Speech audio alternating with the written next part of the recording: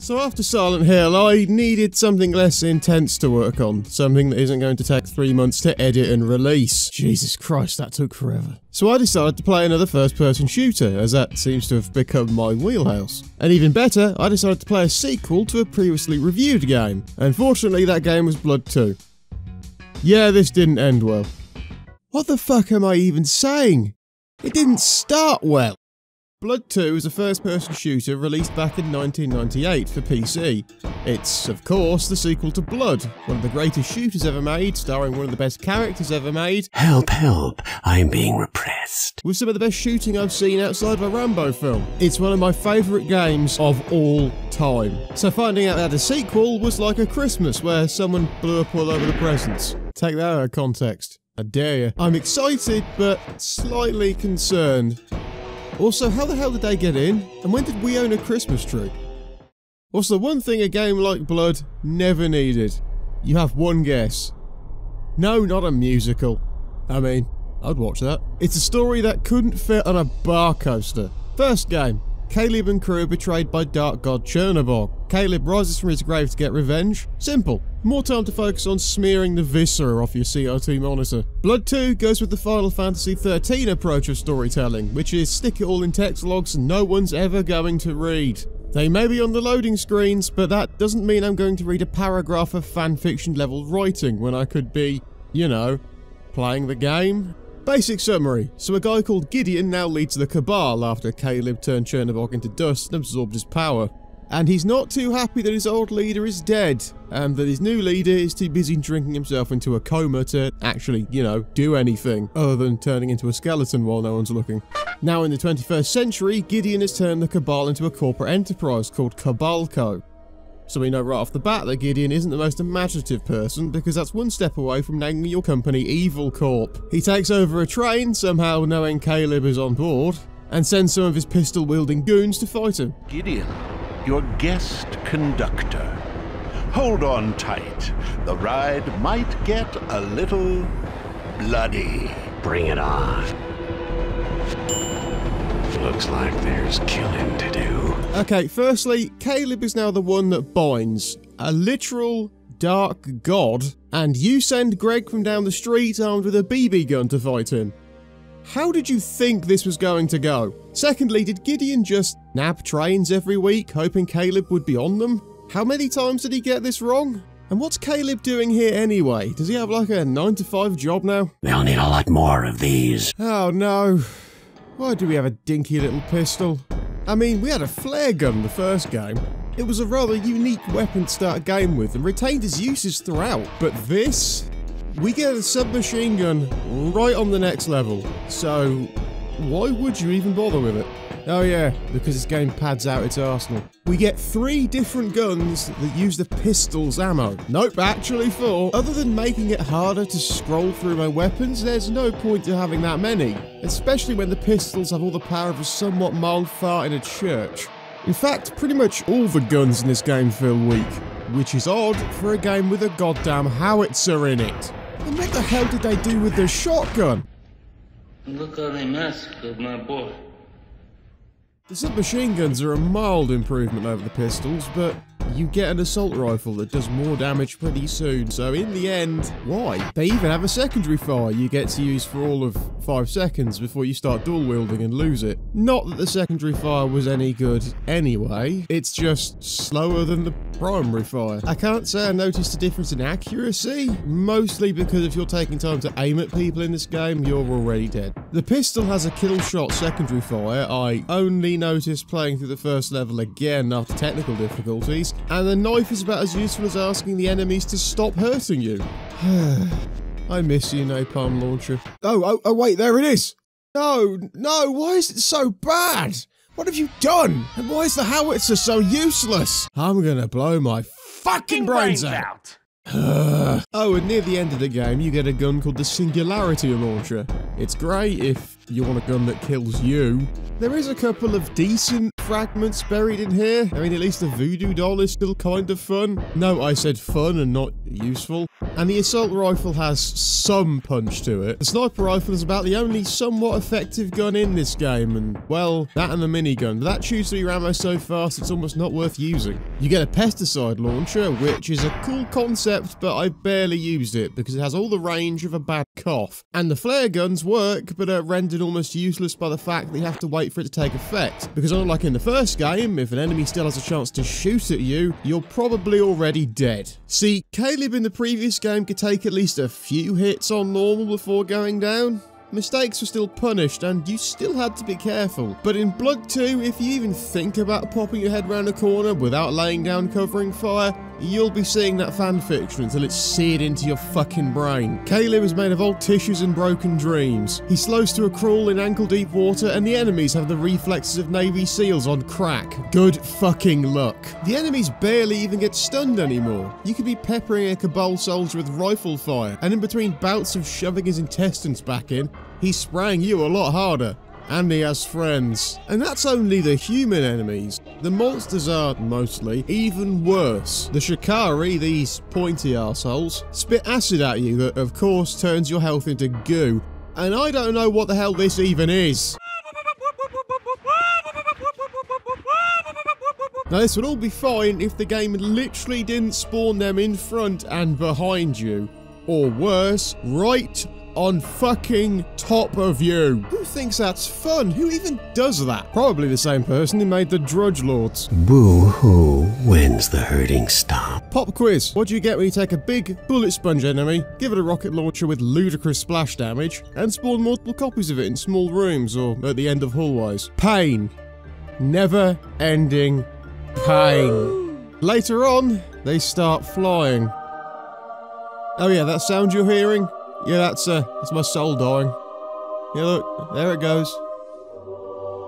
Take me with you. Is that bald guy teleporting? Yeah, have a flare, fuck off.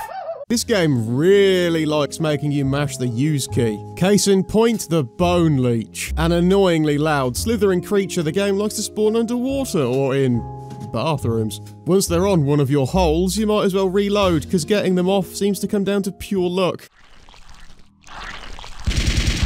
Oh boy, I wish I was deaf. The hands are also back, but they're not much of an issue compared to, say, the game's levels. Did that thing just flip me off? Take all the fun, open levels of blood and smash them down into a bland, linear, backtracking slog with only a tiny smattering of atmosphere and a thin smear of story to try and hold them together. I say thin smear because I genuinely forgot it even existed almost halfway through. Gideon seems like he could be an interesting villain, but barely pops up outside of Chapter 1.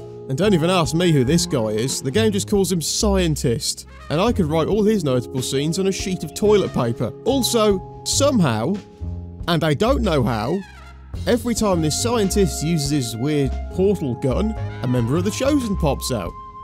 You remember, right? The Chosen. You know, the dead ones. Caleb ate Gabriel's heart, and now he... Caleb? Gabriel? Gabriella. It's a long story. Save it for someone who cares. Okay, she's back. Wait, what? Ishmael and Ophelia also come back later in the game, but Gideon has Ophelia, and Ishmael's too busy trying to get Caleb to do something that doesn't involve mass murder. Having a bad day? You have no idea. He tells Caleb right near the end of the game that another realm is trying to push her into theirs, and if Caleb doesn't rebind the realms, which is, you know, kinda his job now, their realm's gonna be destroyed. So yeah, no rush. Let it burn. I never liked this place anyway. Caleb being Caleb, he doesn't even want to try, because he's Caleb. Man just wants a whiskey and a six-shooter. Now you'd think being the one that binds would give you some interesting mechanics to play with. Nope. In fact, Caleb has less magical power than a couple of the other Chosen. Yes, you can play as them, but you don't get any story, and Caleb is what we're here for anyway. And it certainly adds nothing to the levels, and God knows these levels could use the extra help. You know that train from the beginning? Hope you like it, because you're going to see it 2 more times in the first chapter alone. The second level gets reused a good 3 or 4 times with just some added trash and some more leeches to freshen it up. And the later Capalco building gets used almost back to back, which wouldn't be bad if it was, you know, fun. Oh god, Caleb, just climb! Ah! Wow, this other realm sure is annoying. Everything is just so bland. Blood 1 had a dark atmosphere that I really enjoyed, and the strange places you visited were fun to explore and blast through. Blood 2, on the other hand, is for some reason set in 2028, so we've got 8 years till Caleb kills us all. You'd better start building that bunker. So lose all the dark atmosphere and strange foreboding places and replace them with blocky brick buildings and an overall drab, boring atmosphere that'd fit well if this game was set in England circa right fucking now. But not so much in a supposedly fun first-person murder simulator. There aren't even any secrets of what I can tell, which blows my mind coming from a sequel to Secrets the Game. Do I have to talk about the boss fights now? Oh no. Do you like an attack that can track you no matter how fast you run? Do you like having all your health drained in a second with no chance of fighting back? Do you like quick loading? Then what the fuck is wrong with you? Then you'll love the first boss. This thing will reduce your health to nothing before Caleb can even finish one of his many quips, and you barely do any damage to it no matter what weapon you use. Even with the double damage pickup lying around here. If you can even get to it before you get a rock dropped on you harder than Caesar. Should I stop making JoJo jokes? Nah. You gonna move? No? Oh, there it is. We chase Gideon some more, through more frustrating quick load filled bloodbaths, until we hit the second boss. This big fuck got himself stuck, so that was nice. What's not so nice is how much ammo it takes to drop him. I don't know how much health he actually has, but it's not measurable with our puny human numbers. Thankfully, we'll never see it again. Of course I'm lying, they come back a lot. And they don't have the courtesy to get stuck in a wall. I just started running past them to try and save ammo, and whatever was left of my patience by that point. After a major gap, and if you count this guy as a boss, we finally get to kill Gideon. The rest of your life's gonna be measured in seconds, chump. That is the best quip in the game. God, I miss Caleb. Gideon over here likes to teleport away every time you hit him, which wouldn't be so bad if his health bar wasn't the length of a bloody novel. And the life leech you get here isn't going to help either, seeing as it does very little damage. The upside is it can replenish your health. Really slowly. Can you see the problem with that? I got lucky and he got stuck in a fence. Sometimes splash damage is a good thing. He does come back in the next level as a giant spider, which almost immediately got stuck in a wall. He then had an existential crisis, before suffering an existential failure along with the Chosen slightly further on. If only the final boss was this easy. No, instead the Ancient One is a giant squid that fires an undodgeable laser at you, outright killing you in one hit if you're only on a lowly, say, 100 health. And has more health than... Oh, you know what? Fuck it. This doesn't deserve a witty remark. Good luck grabbing ammo, by the way. No cover up there. And you're not making it back to those rocks in time with all that water in the way. But I finally did it. I beat the Cthulhu wannabe, and Caleb, after some convincing, T-poses the rift closed.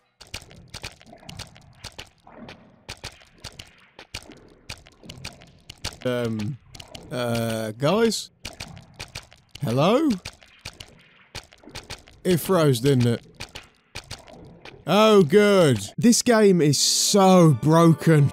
It crashed whenever it felt like it. Sometimes my health would drop to 0 and all enemies would completely ignore me like I'd become a damn ghost. Sometimes pickups had to be ran over twice just to actually pick them up. And sometimes the game would hang at the ending and not cut to credits and make me replay a section of the boss just to not see it have a proper ending and just smash cuts to credits and... I've seriously had dentist appointments more enjoyable than this game. I took a break for 2 days and when I came back it refused to boot at all. I legitimately had to completely reinstall the whole thing just to get to the menu. And this isn't even an old game running on a new system problem. This is a game that just wants to die and is being held together with floss and prayers. You can blame that on the Superbrains over at GT Interactive, who decided to only give Monolith 11 months to produce the game, while its sister team worked on Shogo, which ran on the same engine, and while GT themselves have been bought out by Infogrames. With that looming over their heads and the game already having been delayed, they decided to push the game out without letting the team give it the fine-tuning it absolutely needed. Even worse, while GT would give Monolith a bit more money to make an add-on pack,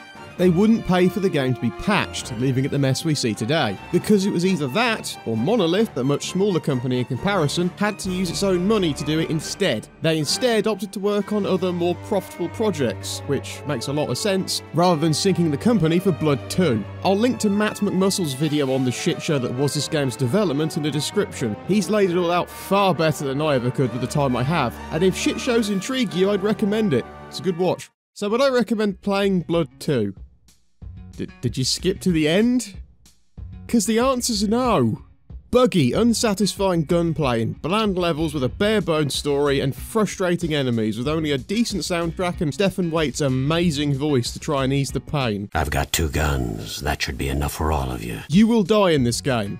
You will get angry, and you will regret ever starting it. If you for some reason feel the need to play this game, here's some advice. Play it on the easiest settings so you can just blast through it, and remember, quick load is F9. I'm so sorry.